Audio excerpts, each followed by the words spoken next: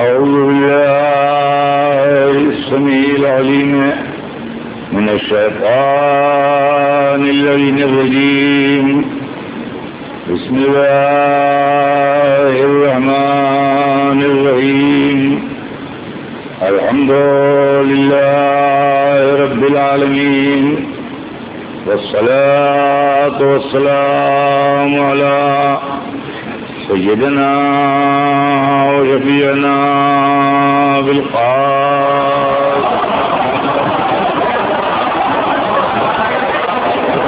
وآله الطيبين الطاهرين المعصومين ولعنة الله على أعدائهم أجمعين من يومنا هذا إلى يوم الدين.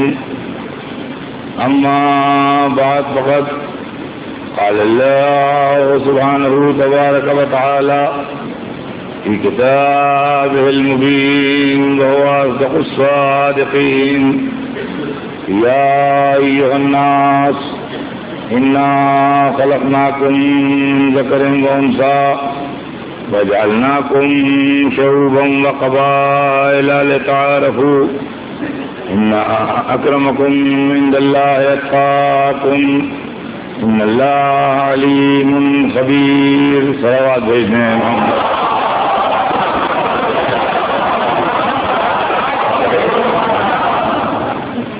ارشاد اقدس سے جناب رب العزت ہے: کیا انسانوں، ہم نے تم کو مرد و عورت کے ذریعے خلق کیا اور تمہارے اندر مختلف شعبے اور قبیلے قرار دیے، یعنی ڈفرینٹ سیکس اینڈ ٹرائبس. یہ اس لیے بنائے کہ تم پہچانے جاؤ. یقیناً اللہ کے نزدیک سب سے زیادہ مکرم، سب سے زیادہ محترم، سب سے زیادہ عزت والا وہ ہے جو سب سے زیادہ اللہ سے ڈرتا ہو. اللہ، یقیناً اللہ ہر چیز کا جاننے والا ہے اور ہر چیز سے باخبر. عزیزان گرامی، سلسلہ بیان ذہن عالی میں ہوگا. ہمارے آپ کے درمیان جو موضوع زیر بحث ہے وہ ہے اسلام اور انسانیت.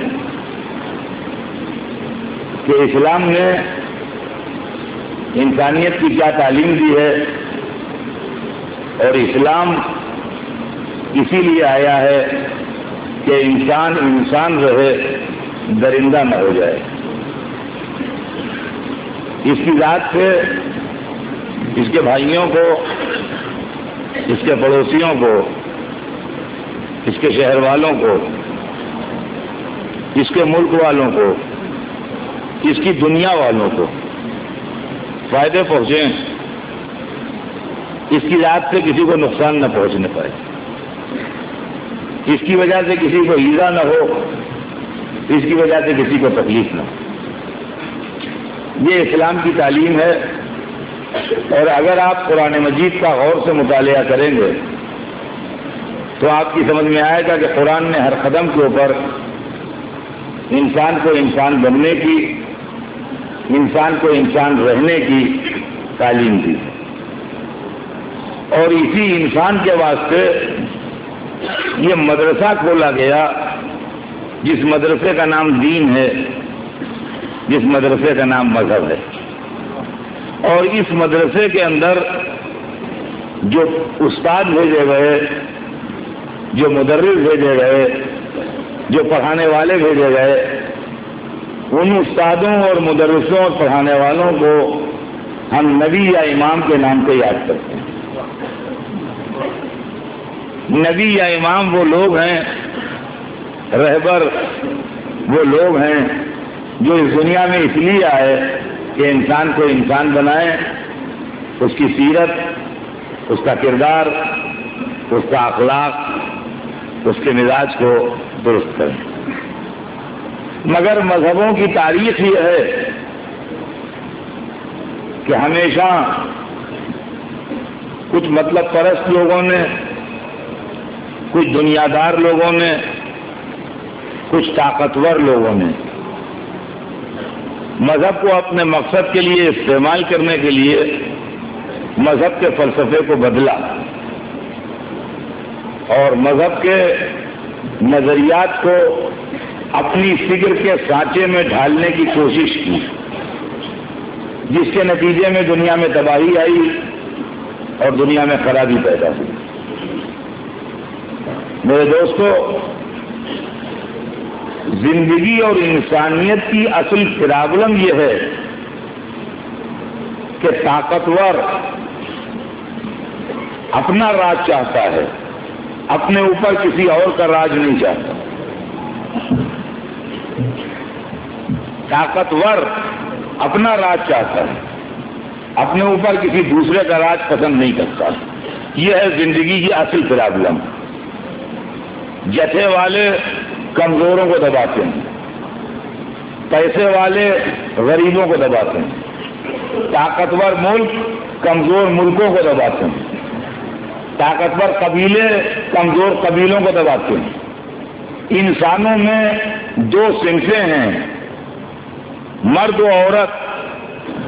طاقتور نے ہمیشہ کمزور کو دبا کے رکھا۔ عورتوں پر جو مظالم ہوئے مردوں کی طرف سے، اس کی بنیاد بھی یہی فلسفہ ہے کہ مرد کے جسم میں طاقت زیادہ تھی، عورت کے جسم میں طاقت کم تھی، لہذا اس نے یہ چاہا کہ وہ عورت کا حکمران بن کے رہے۔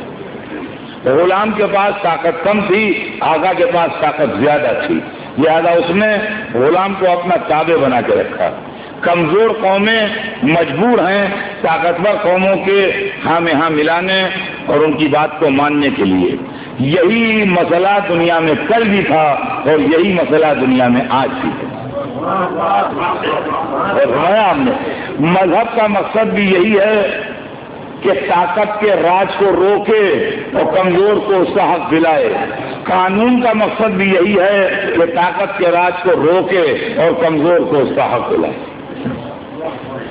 دیکھیے، دنیاوی قانون بھی یہی ہے، اور دنیاوی قانون، میں قانون کا ماہر نہیں ہوں مگر کامن سینس کی بات ہے جو آپ سے عرض کر رہا ہوں کہ قانون کی اسپرٹ بھی یہی ہے کہ کمزور کے اوپر طاقتور زیادتی نہ کرنے پائے۔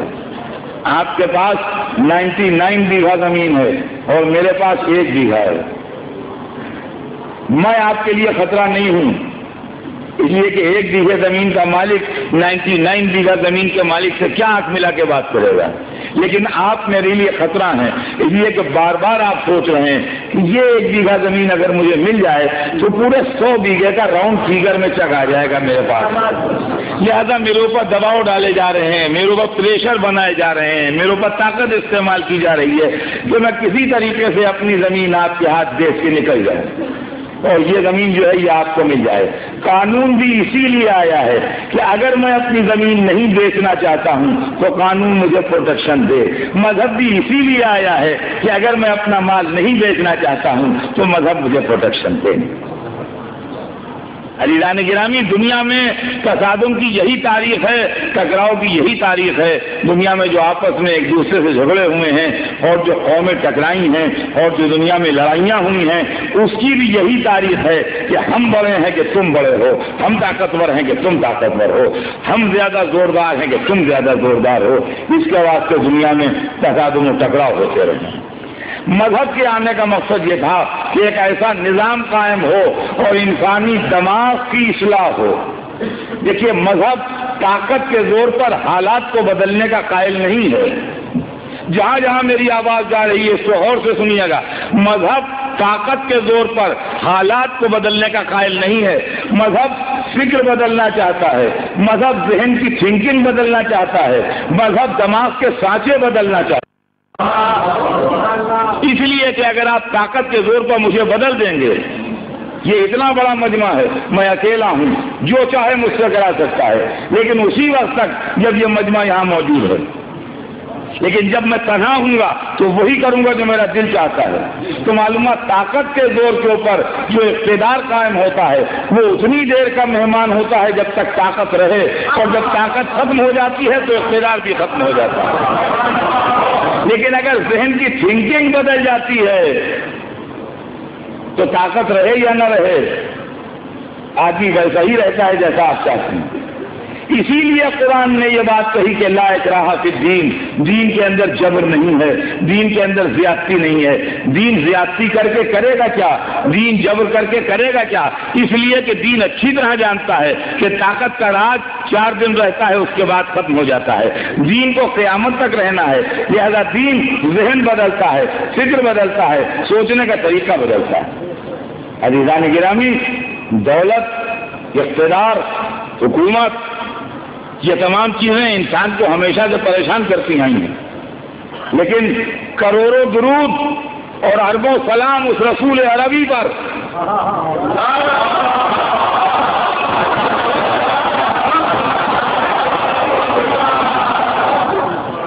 جس نے اپنے سیرت پاک سے، اپنے کردار سے، اپنے اخلاق سے، اپنی تعلیمات سے، اپنی میٹھی زبان سے، اپنے بلند خلق عظیم سے انسان کے ذہن کو بدل دیا۔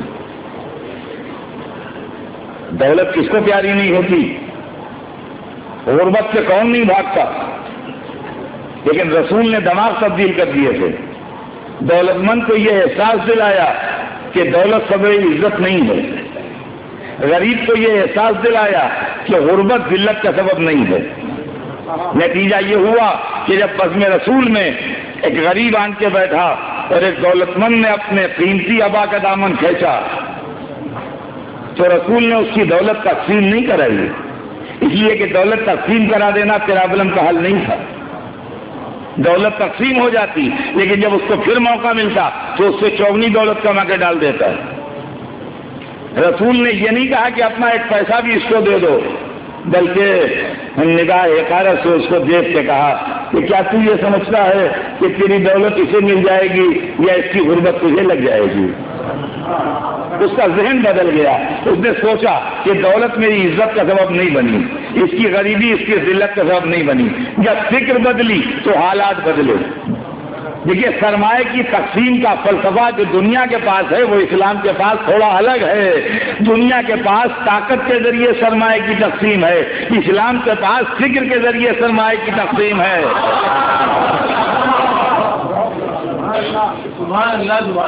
وہ شرمندہ ہوا، وہ نادم ہوا، انہوں نے ہاتھ جوڑے، کہا یا رسول اللہ مجھ سے غلطی ہو گئی، میں اپنی غلطی پر نادم ہوں، اور اب میں اپنی غلطی کا علاج یہ کرنا چاہتا ہوں کہ اپنی آدھی دولت اس بھائی کو دینا چاہتا ہوں۔ ایک مالدار کی آدھی دولت مل رہی ہے ایک غریب کو جس کے جسم پر ثابوت کپڑے بھی نہیں ہیں، میں اپنی آدھی دولت اس کو دینا چاہتا ہوں۔ رسول نے اس کے اس عمل کے اوپر اس کی کوئی تعریف نہیں کی، بلکہ کہا ٹھیک ہے اگر تو ایسا سوچتا ہے تو اس سے بھی تو پوچھ لے کہ یہ راضی ہے کہ نہیں۔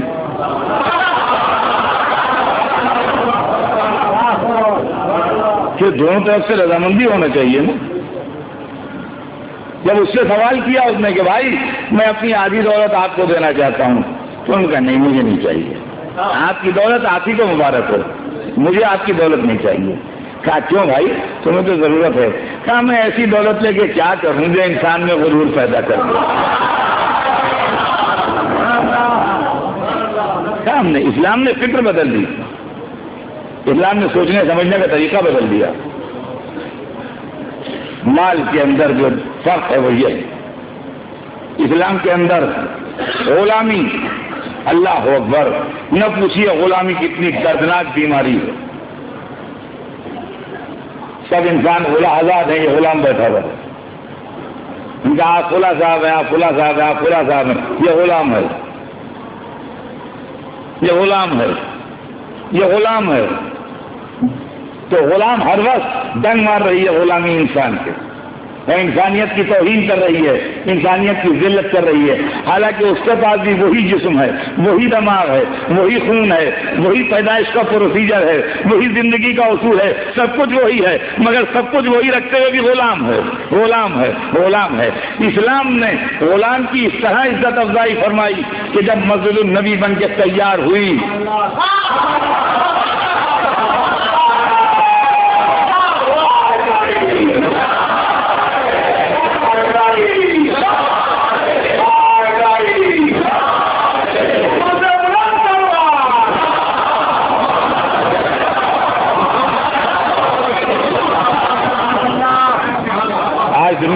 لاکھوں مسجدیں ہیں اور ایک سے ایک مسجدیں ہیں. لیکن اس وقت کو سوچیے جب مسلمانوں نے پہلی مسجد بنائی جس کے اندر سرکار دو عالم نے خود کام کیا عام مسلمانوں کے ساتھ, اور ان کی زحمتیں بھی اس مسجد کی تعمیر میں شامل ہیں اور بن کے تیار ہوئی. تو مسجد میں دو ہی عہدے ہوتے ہیں, ایک پیش نماز کا عہدہ, ایک مؤذن کا عہدہ. مسجد میں دو پوسٹیں ہیں, ایک پیش نماز کی پوسٹ ہے جو نماز پڑھائے گا, ایک مؤذن کی پوسٹ ہے جو اذان دے گا. پیش نماز کی پوسٹ کو اللہ آلریڈی بھر چکا ہے. پیش نماز جو ہے وہ اپائنٹڈ بائی گاڈ ہے, وہ تو اللہ کی طرف سے مقرر ہے. پیش نمازی مسجد میں حضور کریں گے, تشریف فرما ہے. لہذا پیش نماز کا تو سوال نہیں, اب مؤذن کا سوال ہے. مؤذن کو اپائنٹ کرنے کا حق رسول کے پاس ہے, پیش نماز کو اپائنٹ کرنے کا حق اللہ کے پاس تھا, اس نے اپائنٹ کر دیا. اب مؤذن کو اپائنٹ کرنے کا حق رسول کے پاس. مسجد بھری ہوئی ہے, ہر ایک بیٹھا ہوا ہے, عرب بھی ہیں, مالدار بھی ہیں, گورے بھی ہیں, آزاد بھی ہیں, خاندانی بھی ہیں, بڑے لوگ بھی ہیں, سبھی بیٹھے ہوئے ہیں. اور نماز کا وقت آ رہا ہے, ذرا دیر میں اذان ہونے والی ہے. نگاہ رسالت میں دیکھا, ہر ایک چہرے پر نظر گئی, مگر نہ چہرے دیکھے, نہ رنگ دیکھا, نہ خاندان دیکھا, ہر ایک کا دل دیکھا. ایک کالے غلام کا دل نور ایمان سے جگمگا رہا تھا. ایک کالے رنگ کے غلام کا دل نور ایمان سے جگمگا رہا تھا. رسول نے ایک گوشے میں بیٹھے ہوئے ایک کالے غلام کی طرف دیکھ کے کہا بلال, اور بلال ہاتھ جوڑ کے کانپتے ہوئے اٹھے, آقا کیا حکم ہے؟ کہا جاؤ اذان دو. یہ اذان نہیں ہو رہی تھی, یہ اسلام اعلان کر رہا تھا کہ ہمارے یہاں آقا و غلام, کالا و گورا, چھوٹا و بڑا کچھ نہیں ہے. جس کے دل میں جتنا ایمان ہے اتنا مرتبہ ہے. ان اکرمکم عند اللہ اتقاکم.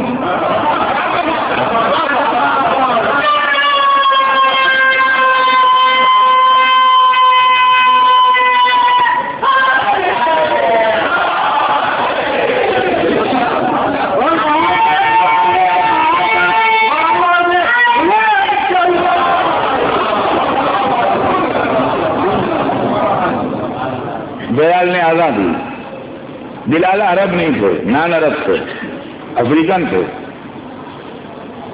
اذان کی ٹیکسٹ جو ہے وہ عربی میں ہے. ڈفرینٹ کنٹریز کے لوگ بہت سی لفظوں کا پروننسیشن نہیں کر سکتے ہیں. ہم انڈین جو ہیں, ہمارے اندر یہ خوبی ہے کہ ہم ہر لفظ کو پروننس کر لیتے ہیں. ہاں, یہ آپ کو شاید اپنی صفت نہیں معلوم ہے. یہ انڈینس جو ہیں وہ ہر لفظ کو پروناؤنس کر لیتے ہیں, یہ انڈینس میں بڑی خاص صفت ہے. لیکن یہ صفت اور لوگوں میں نہیں ہے. انگریز سے آپ تے بلوائیے, نہیں بول پائے گا, تے کی جگہ ٹی بولتا ہے. اگر انگریز سے یہ کہو کہ لڑکی روتی ہے تو کہے لڑکی روتی ہے. اگر عرب سے کہیے یہ کہو کہ روٹی پکی ہے تو کہے روٹی پکی ہے. وہ ٹے نہیں بولتا اس لیے کہ اس کے الفابیٹ میں ٹے نہیں ہے عرب کے, اور انگریز کے الفابیٹ میں تے نہیں ہے. ہم دونوں بول لیتے ہیں, ہم روٹی بھی کہتے ہیں روٹی بھی کہتے ہیں, دونوں بول لیتے ہیں. تے بھی پروناؤنس کرتے ہیں, تے بھی پروناؤنس کرتے ہیں, سمجھا. تو ظاہر ہے کہ جو دوسرے ملکوں کے باشندے ہوتے ہیں وہ دوسری لفظوں کے پروننسیشن میں تھوڑا سا ان کو ڈیفیکلٹی ہوتی ہے. یہ ایک نیچرل بات ہے. تو جناب بلال جو تھے چونکہ افریقہ کے آئے ہوئے تھے, لہذا اذان میں شین ہے. اشہد ان لا الہ الا اللہ, اشہد ان محمد رسول اللہ ہے نا, شین.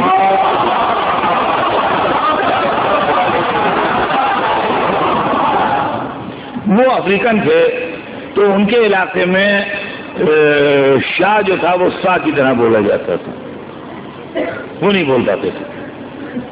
تو اب جب انہوں نے ان لفظوں کو پروناؤنس کیا تو وہ یوں پروناؤنس کیا کہ اشہد ان لا الہ الا اللہ, اشہد ان محمد رسول اللہ. تو بعض عربوں نے یہ بات ایک اعظم رسول سے کہی کہ یا رسول اللہ دیکھیے یہ کیسے بول رہے ہیں، اسلام دل دیکھ رہا ہے، یہ لہجہ دیکھ رہے ہیں، یہ لہجہ دیکھ رہے ہیں، اسلام دل دیکھ رہا ہے۔ بلکہ یہی فرق ہے مذہب میں اور دنیا داری میں۔ جیسے ان کا کہ یہ سین کو شین کی طرح بول رہے ہیں، ویسے رسول نے جھڑک دیا، ارے تم شین کی بات کیے پھرو، سین و بلال شین عند اللہ، بلال کی زبان جو سین نکل رہا ہے وہی اللہ کے نزدیک شین۔ غلام کا مسئلہ ختم، کیا کیسا غلام کیسا آقا۔ اور آگے بڑھیے، خدا کی قسم یہ تعلیم اگر آگے بڑھے گی اور یہ سلسلہ کنٹینیو ہوگا تو شہنشاہی درباروں میں نہ ملے گا آپ کو، بادشاہوں کے محلوں میں نہ ملے گا آپ کو یہ سلسلہ۔ انسانیت کی یہ عزت افزائی اگر ملے گی تو محمد و آل محمد کے گھرانے میں ملے گی۔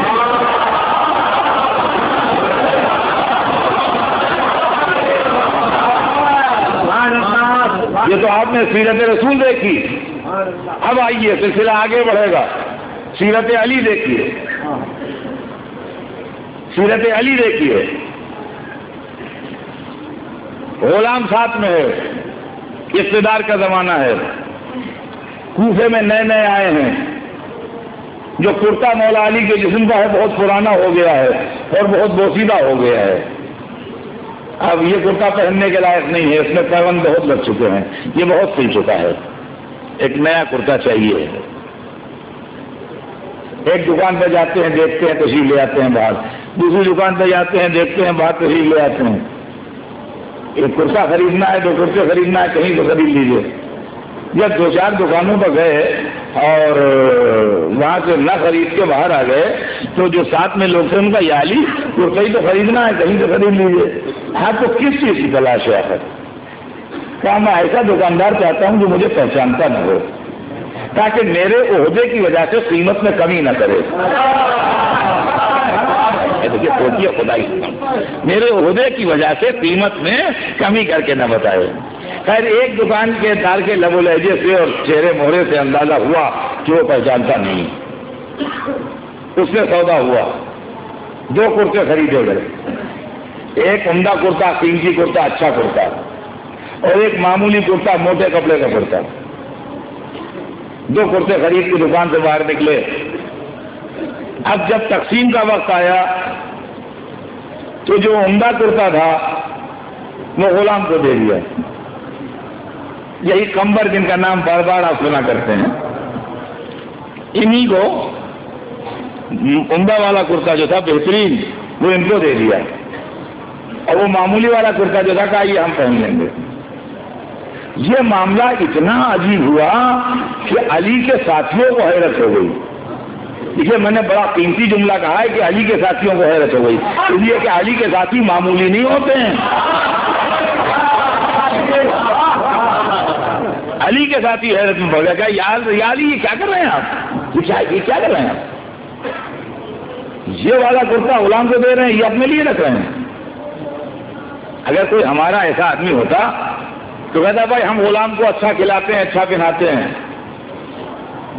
دیکھیے سامنے کا جواب ہے، سامنے کا جواب ہے کہ ہم غلاموں کے لیے اس کے قائل نہیں ہے کہ وہ معمولی پہنے، ہم غلاموں کو اچھا کھلاتے ہیں، اچھا پہناتے ہیں۔ غلام کہہ کے اچھا کرتا پہنا تو دیتے علی اور وہ پہن بھی لیتا، مگر جب تک وہ قیمتی کرتا جسم پر رہتا یہ احساس زنگ مارتا رہتا کہ تم غلام ہو اس لیے اچھا ملا ہے، غلام ہو اس لیے اچھا ملا ہے، غلام ہو اس لیے اچھا ملا ہے۔ صدقے جائیے علی کے غلامی کا نام ہی نہ لیا، ارے وہ جوان جہان ہے اس کے پہننے کے دن ہے، میں بوڑھا ہوا میرا کیا۔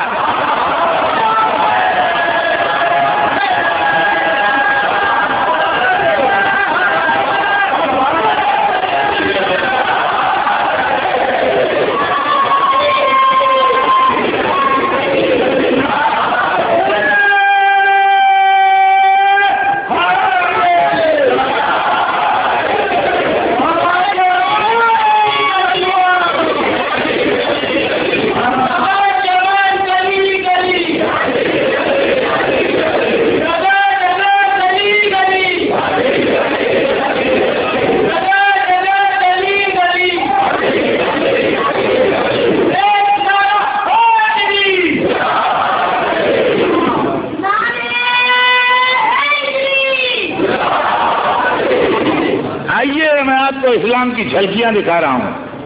یہ اس لیے کر رہا ہوں کہ میرے وہ بچے کے ذہنوں نے اور پروپیگنڈوں نے جن کے ذہنوں پر اثر ڈالا ہے ان کے ذہنوں سے وہ عقیدے بھول جائیں. یہ کیا مسئلہ ہے؟ مولا علی کا زمانہ رسول اللہ کے زمانے سے ملا ہوا ہے، بالکل متصل ہے بلا فصل، لیکن 125 برس آگے بڑھ رہی ہے. امام رضا کا زمانہ،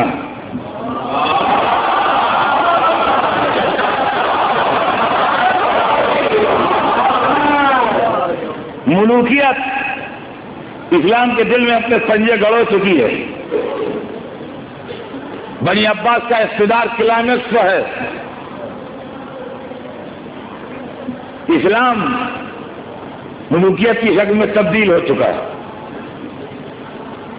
مگر نہیں بدلے ہیں تو محمد کے گھرانے والے. نہیں چینج ہوئے ہیں تو وہ لوگ کہ جن کے اوپر دین کی ذمہ داری. مامون رشید نے امام رضا کو ولی عہدی آفر کی اور دعوت ہوئی ہے ولی عہدی کے دن رات کو. ڈنر ہے، شاہی محل عالی شان، شاہی محل کا بینکوٹ ہال جس کے اندر دنیا کے حیوان نعمت سنی ہوئی. بادشاہ نے دعوت کی، ولی عہد کی دعوت کی. ولی عہد کی وہ جو رسول اللہ کا ڈائریکٹ ڈیپینڈنٹ ہے، فرزند، معمولی حیثیت کا کوئی نہیں. یہ آپ فرزند علی و فاطمہ، فرزند رسول. یہاں سے وہاں تک بہت بڑے ارکان دولت بیٹھے، وہ جن کے دست بازو وہ حکومت چلتی، رائل فیملی کے لوگ، ہائی آفیشل، ملٹری کے اعلیٰ عہدیدار جو بادشاہوں کی دعوتوں میں شریک ہونے کے لائق ہوں. سمجھ لیجیے آپ تو کس معیار کے اور کس کلیبر کے لوگ ہوں گے. یہ سب یہاں سے وہاں تک درویا بیٹھے. کھانا لگ چکا ہے دسترخوان پر. چونکہ امام کے آنر میں دعوت ہے لہذا صدر میں امام تشریف فرما. اور چونکہ شہنشاہی دعوت ہے لہذا یہاں سروس کرنے والوں کی کمی نہیں ہے. کہ ایک آدمی پانی کا گلاس لینے گیا ہے تو وہی آئے گا تو پلٹ کے چمچہ دے گا، وہ اس کی کرے گا تو پھر آپ کو سرو کرے گا کہ میں اس کا کوئی سوال ہی نہیں. ہر آدمی کے پیچھے غلام ہاتھ باندھے کھڑا ہے. جتنے آدمی دعوت میں ہیں، جتنی پلیٹیں لگی ہیں، اتنے غلام بھی کھڑا ہے. ہر آدمی کے پیچھے غلام سروس کے لیے، سیپریٹ اسی کی سروس کے لیے کھڑا ہے.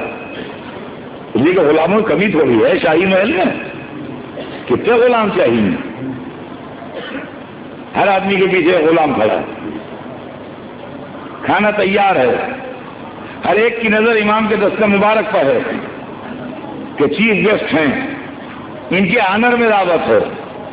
یہ ہاتھ بڑھائیں تو ہم بھی ہاتھ بڑھائیں. شاہی کھانے دعوت دے رہے ہیں کہ جلدی شروع کرو. سوچئے، تباہ دوڑائیے کیا منظر ہوگا اس وقت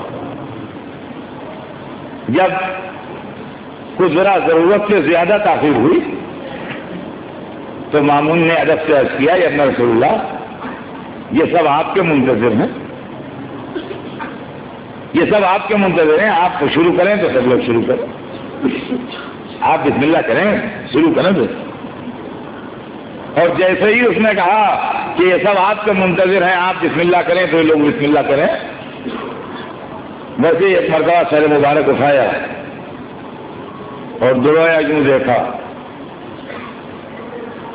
اور کہا، یہ حضرات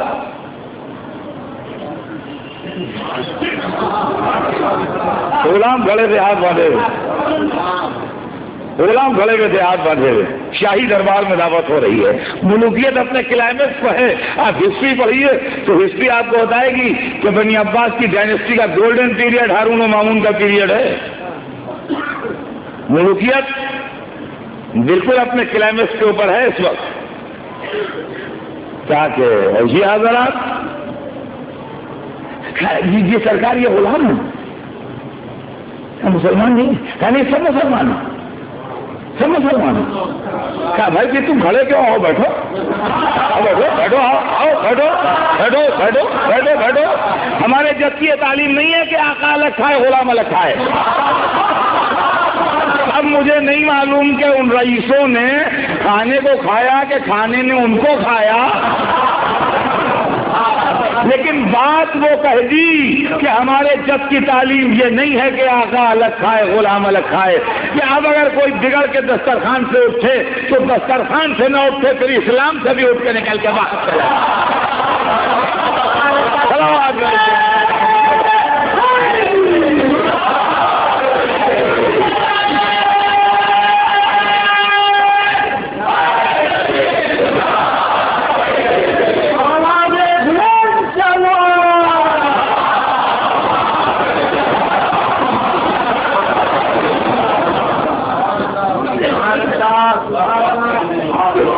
کنیزی، خدا کی قسم کنیزی، ایک گھر میں خادمائیں جن کو انسان نہیں سمجھا جاتا، لیکن یہی کنیزی اگر اہل بیت کے گھر میں آتی ہے تو تقسیم کار یوں ہوتی ہے کہ جب فضا عطا کی جاتی ہے جناب سیدہ کو تو بیوی فرماتی ہیں ٹھیک ہے فضا، ایک دن گھر کا کام تم کرو گی، میں آرام کروں گی، ایک دن گھر کا کام میں کروں گی، تم آرام کرو۔ یہ ہے اسلام کی تعلیم۔ اور اس کے بعد جب سلسلہ آگے بڑھتا ہے تو ہم کو یہ نظر آتا ہے کہ انسان جو میدان جنگ کا کھڑا ہوتا ہے، جو لشکروں کو قاتل میں نہیں لاتا، جو لاشوں کے درمیان سے ہنستا ہوا گزر جاتا ہے، جو کٹے ہوئے سر اور انسانی جسموں کے ٹکڑوں کو دیکھ کے متاثر نہیں ہو جاتا ہے، جس کے سامنے اس کی تلوار کی دھار کے اثر سے میتیں تڑپا کرتی ہیں، اس کا دل سخت ہو جاتا ہے، اور پھر کسی یتیم کا آنسو یا کسی بیوہ کی ٹھنڈی سانس اس کا اثر کرے، یہ نہیں ہوتا ہے۔ فاتح خیبر حیدر کرار ایک راستے سے گزر رہے ہیں، دیکھا ایک کالی حبشی کنیز کھڑی رو رہی ہے، علی کا قدم رک گئے، کنیز خدا کیوں رو رہی ہے، کس نے تجھ کو ستایا ہے، کس نے تجھ پر ظلم کیا ہے؟ عزیزان گرامی یہ اسلام ہے، بے گناہوں کو مارنا اسلام نہیں ہے، غریبوں کے آنسو دیکھ کے رک جانا اسلام ہے، خونخواری اسلام نہیں ہے، دلداری اسلام ہے۔ علی رک گئے، فاتح خیبر رک گئے، جو اکیلے لشکروں کو پیچھے ڈھکیل دیتے تھے وہ رک گئے، ایک حبشی کنیز کو روتے دیکھ کے، اور بڑے پیار سے محبت سے ہمدردی سے پوچھا کنیز خدا کیوں رو رہی ہے؟ کہ اپنی بدنصیبی پر رو رہی ہوں۔ کیا بات ہے، کچھ مجھ سے بتا، شاید میں تیری پریشانی میں کچھ کام آ سکتا۔ کہا میرا مالک بہت ظالم آدمی ہے، مجھے مارتا ہے، تم نے کھجوریں منگائی تھیں، میں اس دکاندار کے یہاں سے لے گئی تھی، اس کو پسند نہیں آئی، انہوں نے جا کے واپس کر کے آئے، یہ واپس نہیں کر رہا ہے، اب میں واپس جاؤں گی اور یہ کہوں گی کہ واپس نہیں کر رہا ہے تو وہ الٹا مجھے کو مارے گا، اس کا تو کوئی بگاڑ نہیں پائے گا، مجھے کو مارے گا، تو میں اپنی تقدیر پر رو رہی ہوں۔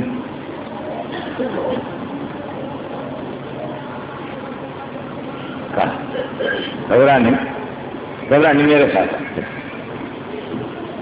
اس کو لیے گئے دکاندار کے سامنے گئے، دکاندار علی کو پہچانتا نہیں ہے، اسے جا کے کہا کہ بھائی اگر تیرا مال خراب نہیں ہوا ہے اور کم نہیں ہوا ہے، لیکن دو شرطیں لگائیں، دو شرطیں لگائیں. فرمایا اگر تیرا مال خراب نہیں ہوا ہے اور کم نہیں ہوا ہے تو اس کے حال پر رحم کر, واپس کر لے. بڑی نرمی سے, بڑے پیار سے, بڑے نرم لہجے میں اس سے کہا. وہ اکھل دماغ کا عرب, تم کون ہو ہمارے کاروباری معاملے میں بولنے والے, ہم نہیں واپس کرتے. دکاندار کی گرم آواز جو ہوئی تو پڑوس کے دکاندار نے دیکھا, دکاندار کی آواز جو اونچی ہوئی اور گرم آواز میں اس نے جواب دیا تو پڑوس کے دکاندار نے گردن نکال کے دیکھا کیا معاملہ ہے, کس سے جھگڑا ہو رہا ہے. وہ پہچانتا تھا, وہ دکان سے کودا ہو, کیا کر رہا ہے, کس سے بات کر رہا ہے, یہ علی ہے, کیا بات ہے. وہ تو اس کا دم نکل گیا, اس لیے کہ خالی خلیفہ ہی نہیں ہے, فاتح خیبر بھی ہیں. ہاں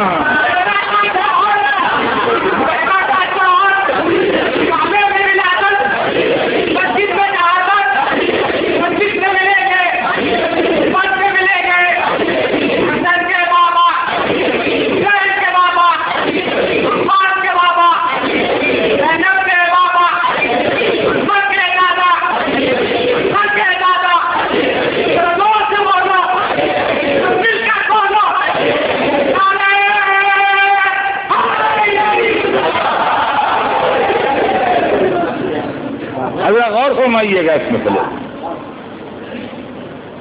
میں کس سے بات کر رہا ہے, کیا بات کر رہا ہے, علی ہیں. اس کا دم نکل گیا, برا حال ہو گیا اس کا, اس لیے کہ خالی ہاتھ پکڑ کے دبا دیں تو ہڈیاں سب چورا ہو جائیں گے. ہاں تو کوئی ہڈیاں کلائی کی باقی نہیں رہیں گی, 4-6 فریکچر ہو جائیں گے. مجھے معاف کر دیا, میں غلام خدا معاف. وہ گڑگڑانے لگا. اچھا وہاں مولا کوئی ڈانٹ پٹکار تو رہے ہی نہیں تھے. کہا کہ بھائی معافی یہی ہے کہ لوگوں کے ساتھ اچھا معاملت کیا کرو, اگر تو لوگوں کے ساتھ اچھی ڈیلنگ کرے گا تو ہمارے سمجھ لے ہم نے معاف کر دیا. پھر اس کے مالک کو بلایا, تو بھائی رحم کر, تو اس پر رحم کرے گا, خدا تجھ پر رحم کرے گا. تو بے شک اس کا حاکم ہے مگر یہ سوچ لے خدا تجھ پر حاکم, یہ سمجھ لے.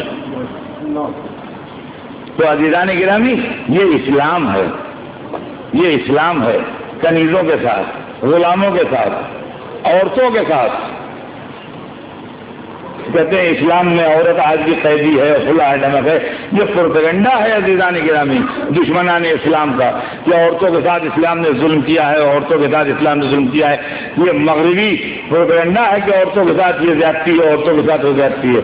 عورتوں کے ساتھ زیادتی نہیں ہے, عورتوں کے ساتھ زیادتی وہ لوگ کرتے ہیں جو عورتوں کی ہمدردی کا دم بھرتے ہیں. عورتوں کے ساتھ زیادتی وہ کرتے ہیں جو عورتوں کی ہمدردی کا دم بھرتے ہیں. اسلام نے عورت کو جو عزت دی ہے, اسلام نے عورت کو جو وقار دیا ہے, اسلام نے عورت کو جو مرتبہ دیا ہے, اس کی مثال نہیں ہے دنیا میں. اسلام دین انسانیت ہے, انسانیت کے 2 پہیے ہیں, ایک کا نام عورت ہے, ایک کا نام مرد ہے. لہذا عورت کا مرتبہ کم کیسے ہو جائے گا؟ یہ اور بات ہے کہ ہمارے سماج نے, ہماری سوسائٹی نے, بادشاہت نے, ملوکیت نے عورتوں کو دبا کے رکھا اور کچل کے رکھا. لیکن جو اسلام نے عورت کو درجہ دیا ہے اور جو اسلام نے عورت کو مرتبہ دیا ہے, کبھی آپ نے سوچا کہ عورت کا کتنا بڑا مرتبہ ہے اسلام میں اور کتنا بڑا درجہ ہے؟ یہ پروپیگنڈا ہے کہ مسلمان تو عورت کو قیدی بنا کے رکھتے ہیں, وہ تو چادر اڑا کے رکھتے ہیں, وہ تو پنجرے کی چڑیا بنا کے رکھتے ہیں. یہ سارے پروپیگنڈے ہیں. اور جواب کیسے دیا جائے؟ ایک آدمی بول رہا ہے تو ہر ریڈیو کھلا ہے, ہر ٹی وی کھلا ہے, ساری دنیا میں اس کی آواز جا رہی ہے. ہم بول رہے ہیں تو مسجد کے اندر ہی سب لوگ نہیں سن پا رہے ہیں. تو اگر برابر کا جواب ہو, برابر کا جواب ہو تو جتنی دور آپ کی آواز پہنچے اتنی دور ہماری آواز پہنچے, تب تو سوال جواب میں مزہ ہے. اور ہماری آواز تو مسجد کی چاردیواری کے اندر گھٹ کے رہ گئی اور آپ کی آواز پوری دنیا میں پھیل گئی، تو سوال جواب کہاں؟ سوال جواب کہاں؟ مگر یہ چادریں اڑاتے ہیں جنگلی ہیں۔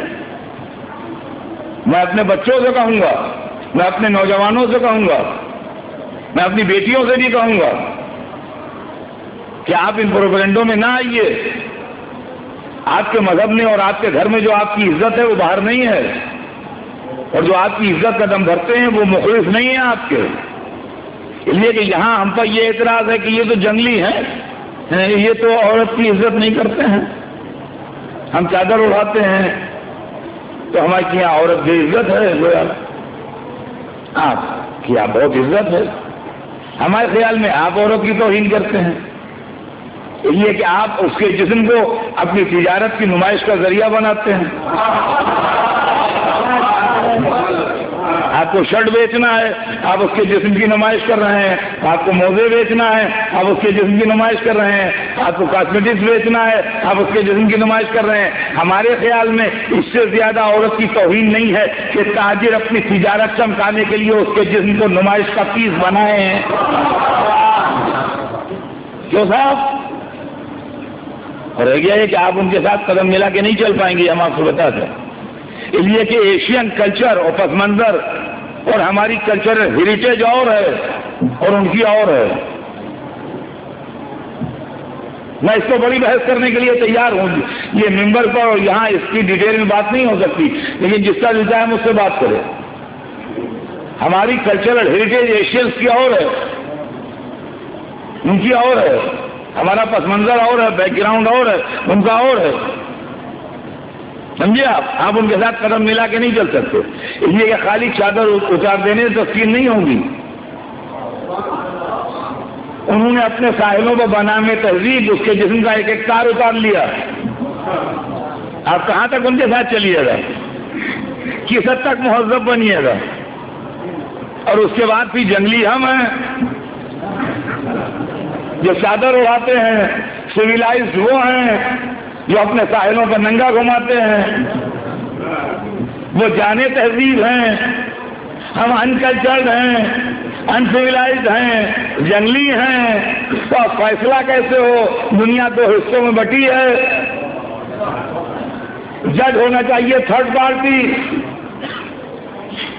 جو فریق ہیں اگر انہی میں سے ایک کو جج بنا دیجئے، جو پارٹی ہیں اگر انہی میں سے ایک جج ہو تو انصاف کا فیصلہ ہی نہیں ہوگا۔ جج کو ہونا چاہیے تھرڈ پارٹی، تیسری پارٹی جو نہ ادھر کی ہو نہ ادھر کی ہو، تاکہ انصاف کی بات کر سکے۔ تو آپ میں سے جج بنے گا تب بھی اس پر بھروسہ نہیں ہوگا، ہم میں سے جج بنے گا تب بھی بھروسہ نہیں ہوگا۔ وہ ہم کو جنگلی کہتے ہیں، ہم ان کو جنگلی کہتے ہیں، ہم جنگلی ہیں کہ وہ جنگلی ہیں۔ تو اب جج تو کوئی بن نہیں سکتا۔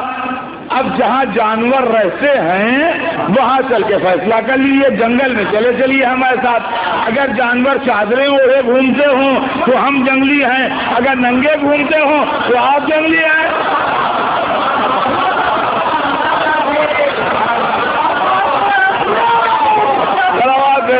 محمد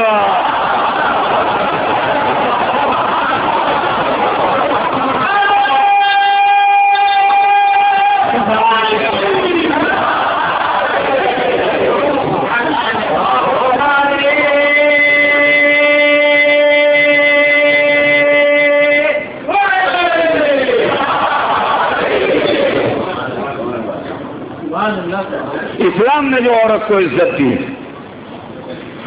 وہ عزت بے مثال عزت ہے کہ جہاں وہ گھر میں قدم رکھتی ہے تو جس گھر میں آتی ہے بیٹی بن کے آتی ہے، اور جب کسی گھر میں بیٹی آئی تو رسول اسلام کی آواز آئی البنات الرحمہ، لڑکیاں رحمت ہیں۔ یعنی جب کسی کے گھر میں کوئی عورت داخل ہوئی بیٹی بن کے تو رسول پکارے کہ یہ رحمت ہے۔ جب بیٹی آئی تو اس کی عزت افزائی یہ کہہ کے کی گئی کہ مبارک ہو تمہارے گھر میں رحمت خدا آئی ہے۔ اور اس کے بعد تھوڑے دنوں بعد وہ گھر سے جب دلہن بن کے رخصت ہوئی اور اپنے شوہر کے گھر میں پہنچی تو اس وقت یہ کہا گیا کہ یہ زندگی میں تمہاری برابر کی شریک ہے۔ تمہارے اس سے ایکول رائٹس ہیں، برابر کی شریک ہے تمہاری، یہ شریک حیات ہے۔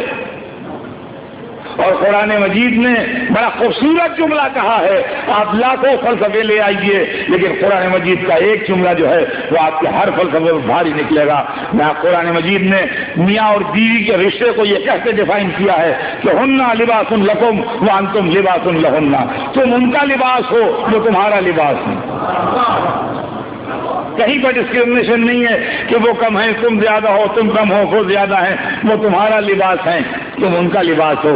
لباس آدمی کی عزت کا سبب بنتا ہے، لباس انسان کی ستر پوشی کرتا ہے، لباس انسان کو آرام دیتا ہے، لباس انسان کی شخصیت کی پہچان ہوتا ہے۔ اننا لباس لکم وانتم لباس لہم۔ کی قسم اگر میں کیا بتاؤں، یہ آیت عربی میں ہے، ہماری زبان عربی نہیں ہے، ورنہ اس کی بلاغت اور اس کا لطف اور اس کا حسن وہ ہے کہ آدمی پڑھے تو مست رہے اس کے اندر۔ یہ کیا جملہ قرآن نے ارشاد فرما دیا، ہننا لباس لکم وانتم لباس لہن۔ وہ تمہاری عزت افزائی کا سبب ہیں، تم ان کی عزت افزائی کا سبب۔ وہ تمہارے لیے صدر پوشی ہیں، تم ان کے لیے صدر پوشی۔ وہ تمہاری عزت بچانے والیاں ہیں، تم ان کی عزت بچانے والی۔ کس طرح میں اس کا ترجمہ کر دوں اور کس طرح میں اس مضمون کو کنوے کر دوں آپ تک جو اس آیت مبارکہ کے اندر۔ تعزیران گرامی، یہ عورت ہے جب بیوی بنتی ہے، جب بیوی بنتی ہے تو زندگی میں برابر کی شریک، اور جب اسی گھر میں ماں بن جاتی ہے، اور جب اسی گھر میں ماں بن جاتی ہے تو پھر یہ عورت مرد کا حاکم بن جاتی ہے۔ یہ بیٹے ہیں ان کے اوپر یہ عورت حاکم ہے، سوائے حکم خدا اور رسول و امام کے اس کا ہر حکم قابل عمل ہے۔ ہاں اگر کہیں حکم خدا اور رسول سے ٹکرا جائے تو بے شک وہ پیچھے رہ جائے، لیکن اگر اس کا حکم خدا اور رسول سے نہیں ٹکراتا تو اس کا حکم کا عمل کرنا واجب ہے۔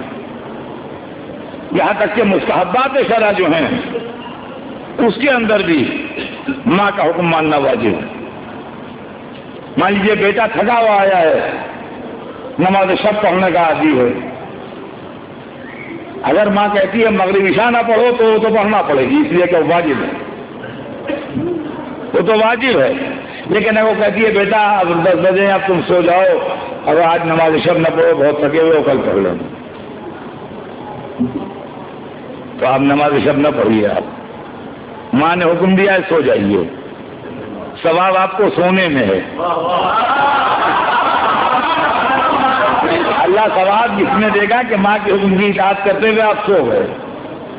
محبت مادری میں وہ کہہ رہی ہے بیٹا بہت تھک گئے ہو تو اب جاگو نہیں، آدھی رات کے انتظار میں اب تم سو جاؤ، نماز شب کل پڑھ لینا، تو اب نماز شب نہ پڑھیے، سو رہی ہے۔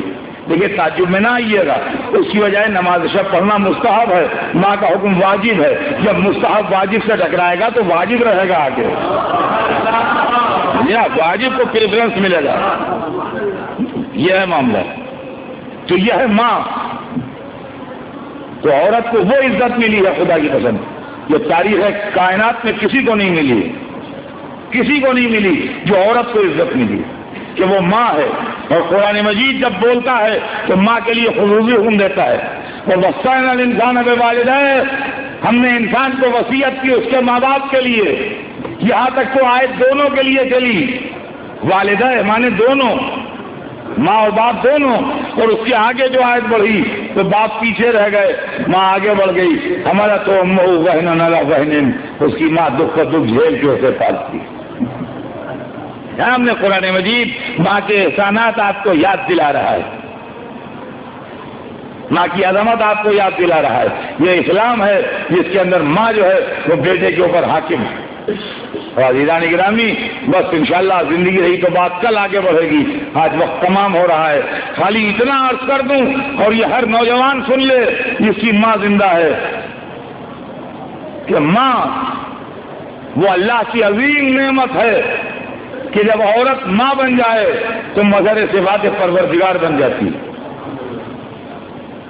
جب عورت ماں بن جائے تو مظہر صفات پروردگار بن جاتی ہے، یعنی اللہ کی صفات کی جھلکیاں اس کی ذات میں دکھائی دینے لگتی ہیں۔ خالق وہ ہے، وسیلہ خلقت یہ ہے، رازق وہ ہے، وسیلہ رزق یہ ہے، رحیم و کریم وہ ہے، مظہر رحم و کرم یہ ہے، متکلم وہ ہے، ایک ایک جملہ سکھانے والی یہ ہے، رب وہ ہے، پالنے والی یہ ہے۔ یہ زمین پر اللہ کی رحمت کا جلوہ ہے جو دنیا کی نگاہوں کے سامنے۔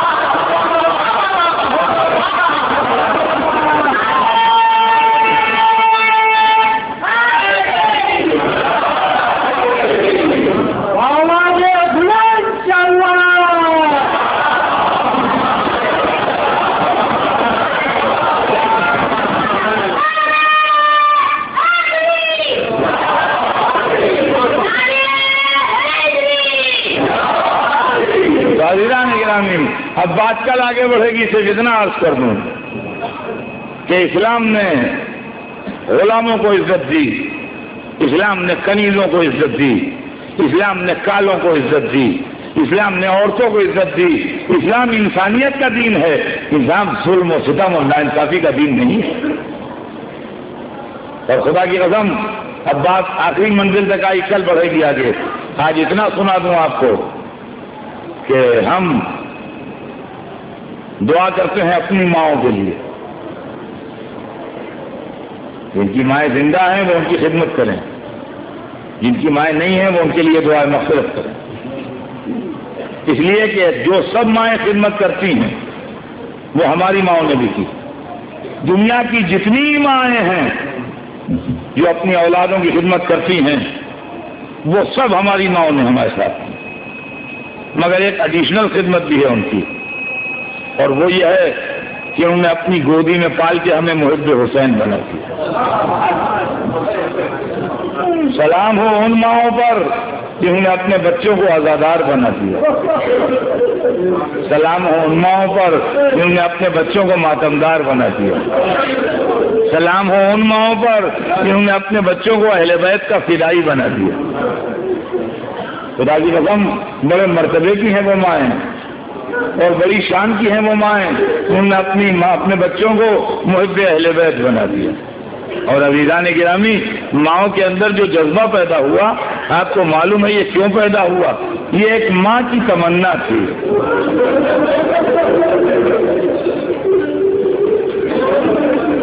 آپ جانتے ہیں کون ماں؟ فاطمہ زہرا بھی تو ماں تھی۔ جب خبر شہادت حسین سنی تو سوال کیا، بابا میرے بچے پر روئے گا کون؟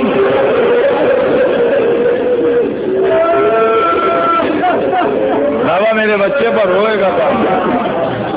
اور رسول محبوب رب العالمین تھے، جو فرما دیتے وہی ہوتا، مگر خاموش رہے۔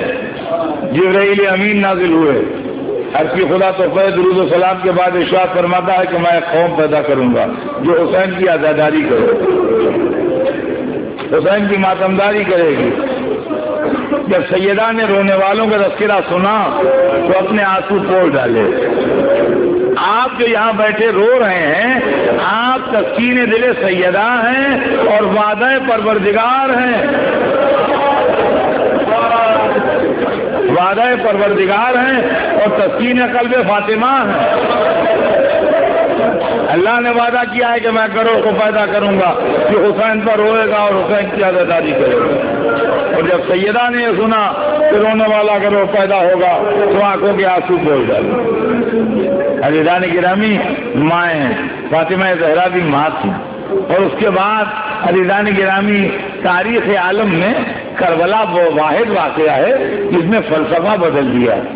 دنیا کی سب سے بڑی محبت کا نام ہے ماں کی محبت، جس کو ہماری اردو زبان میں مامتا بھی کہتے ہیں، یعنی ماں کی محبت۔ باپ کی محبت کو کوئی مامتا نہیں، ماں کی محبت مامتا کہلاتی۔ لیکن یہ ماں کی محبت اگر شکست کھا گئی کہیں پر تو وہ حسین کی محبت۔ جہاں ماؤں نے اپنے بچے قربان کیے، وہاں ابن عبداللہ کلبی کی ماں اپنے بیٹے سے سمجھا رہی ہیں، بیٹا کل قربانی آل محمد کا دن ہے، جان دینے میں کمی نہ کرنا۔ جب حضرت مسلم نے اوسجا کی لاش خیمے میں آئی تو گھر سے چھوٹا سا بچہ نکلا خیمے سے، حسین نے کہا پلٹ جا، تیری ماں کے لیے تیرے باپ کا غم بہت ہے۔ بچے نے ہاتھ جوڑ کہا مولا میری ماں ہی نے تلوار باندھ کے بھیجا، اور بچے نے جا کے نصرت حسین میں سر کٹا دیا۔ اور عزیزان گرامی، وہ مائیں جن کی گودیوں میں ہاشمی بچے تھے وہ بھی کبھی اپنے بچوں پر نہیں روئیں۔ جناب لیلا علی اکبر پر نہیں روئیں، جناب ام فروہ قاسم پر نہیں روئیں، شہزادی زینب اور محمد پر نہیں روئیں، عزیزان گرامی جناب ام البنین جناب عباس پر نہیں روئیں۔ 4 جوان بیٹے کربلا میں شہید ہوئے، مگر سلام ہو اس ماں پر جو کبھی اپنے بچوں پر نہیں روئی۔ ہمیشہ کہا تمہاری رونے والی ماں زندہ ہوں، میں اس کو روں گی جس کی ماں نہیں ہے۔ یہ کہہ کے نعرہ مارا واہ حسینہ، آئے میرا حسین، اور در و دیوار سے رونے کی صدا آنے لگی۔ عزیزان گرامی، ایک جملہ سنی اور مجلس تمام کر دوں۔ ویسے تو ہر ماں مظلومہ ماں ہے، مگر کربلا میں ایک ماں وہ ہے کہ جس کے بچوں کا جب تذکرہ ہوتا ہے کسی مذہب کا آدمی بیٹھا ہو تڑپ جاتا ہے۔ ایک تو 6 مہینے کے بچے کی شہادت، جس کے سامنے پہنچ دیا کہ بچہ 3 دن کا پیاسا تھا اور 6 مہینے کا تھا، تڑپ گیا۔ اور ایک 4 برس کی یتیم بچی کا گھٹ کے قید خانے میں مر جانا، جس کے سامنے پہنچ دیا تڑپ گیا۔ عزیزان گرامی، آخری جملہ سنیے، مجلس تمام ہو رہی ہے۔ ایک علی اصغر کی شہادت، ایک بی بی سکینہ کی شہادت پورے دنیا پر اثر کر رہی ہے۔ اس کے اندر سب سے دردناک پہلو یہ ہے کہ دونوں بچوں کی ماں ایک تھی، جو علی اصغر کی ماں تھی، وہی سکینہ